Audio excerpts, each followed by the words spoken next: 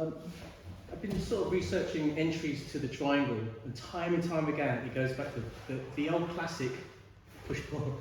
It's just the sim. I'm just thinking, what if I grip here and they do that and I fake this? And at the end of the day, the most effective one you can use is the good old push pull. Push pull, swing up, and you're in what we call the diamond here. This is more effective than any more complicated guaranteed triangle Instagram 5-second clip you can get. That will just, which I learned almost on day one, 20 years ago, right? This one. The classic triangle, we want to finish by creating an angle, which is what you've been practicing, but we want to just add a little bit more grip power to it. So I'm going to grip here, and I want to punch my foot on, really pressing on this carotid head. So I'm going to press there. And my angle is very acute.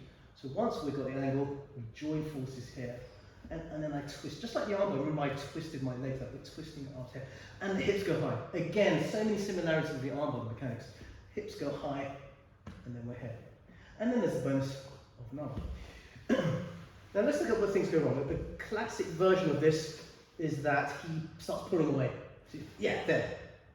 So now he's created distance. It's quite hard to recover that distance. Plus his posture starts to recover. And you feel a bit safer there already. Like try to. And I'm losing it. But we have the arm here. So if you have the arm here, you can raise it for the arm bar. What I saw in some MMA clips, people would just stand up from there. So if you stand up from there, he's got the triangle, you can get the arm bar out here. Okay, it's not very pleasant on my neck. Plus there could be punches, but with gloves on, they'll get the arm bar. In jiu-jitsu, this tends to be rarer. People don't stand up from these kind of things. So you're likely to get attacked from here. So what we're going to practice is push-pull. He withdraws, keep the arm. Armbar here, or you can even armbar like this, power armbar, no, you don't like this one. If he starts bending his arm, you can crank it for an Americana, okay? And of course, last but not least, the old-fashioned armbar where you pop there, but this is without his arm in between, you've only got this. So normally, if you recall, the normal armbar, I'd be under here, but this one, I don't have time for that. Both are on the back of the neck, and so we're pumping it on the head. So I'll do this sideways so you can see. This is the video, let's see if I can get a sideways view. Good old push-pull. Here. He starts withdrawing. I lift my hips up, extend, and we've got the armbar here. We can crank it outwards for an armbar. If the arm bends, I can also do an Americana. Okay? That fails, and he starts to withdraw. Last ditch effort to get a finish. This leg goes on top, here, and we've got an arm bar here. Do you want to see that? Are you okay? You're on me hard, sir. I didn't hear that. On me hard, go on me hard. I'm getting over the copy engine. Okay, 1, 2, 3. The slinking away, probably not as common as this reaction. Is the stacking. So he comes into me and then, so my knees are right over my head. That's stacking. This is horrible. Okay, and then he walks around this way. There you go, and then here. So that's a legitimate way to pass the triangle. This is what we teach. One of the ones we teach. So if you do triangles, you have to be acutely aware that this is going to happen to you. You almost have to predict that it's going to happen. So a couple of very simple measures to deal with that. As he stacks you, we're bracing and we're shoulder walking. This is the simplest thing you can do. And what happens is that as you create space, he can't stack you, but he keeps trying to stack you, and then he brings you further into the mire, so to speak. He kind of sets himself up for a bigger hole to fall into. Does that make sense? Yeah? I'll show you from sideways, you might be able to see it sideways. It's something you do have to practice, unfortunately. So we're here, and he starts stacking you, pushing here, and then we're here. So you kind of, it's a lot of things going on in once. But all you're doing is tightening up the triangle, but you need to create shoulder walking distance with which to get the triangle. So that's one example.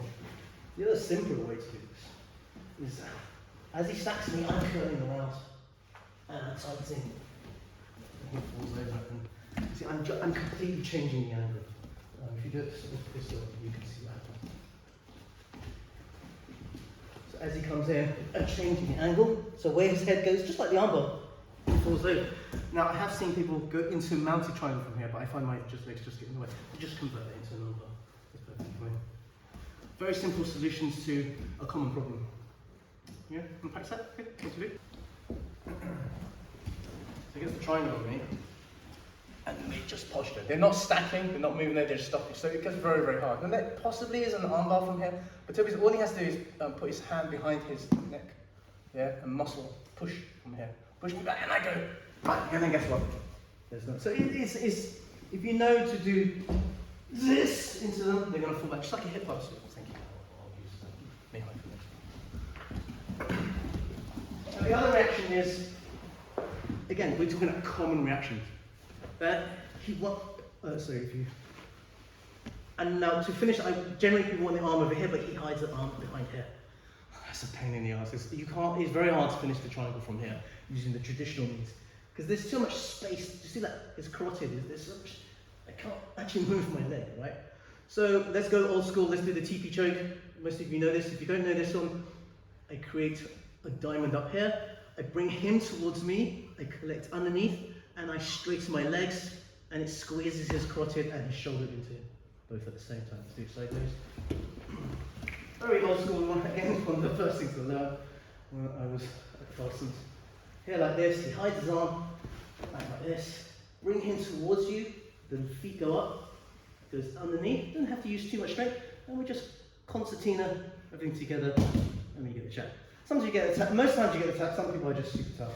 So the thing is, he doesn't really have anywhere to go from it. And nor do I, to be honest, there's no sweep. So what happens is he'll fight out, he doesn't like this back, we go for the normal triangle, and we get the arm out like this. The other thing we can do from there, probably better no-gi. Full disclosure, this is a new technique for me. He hides his arm. We're going to do the reverse triangle here, but you have to drop this one down here to make work. Yeah, a little better than before. It's still a work in progress for me, and I'm not very good at it. And it is better in no-gi because you have less friction. If you know it, practice it. If not, do the first one, and then we'll call it there and do some sparring. Okay, 1, 2, 3, let's go.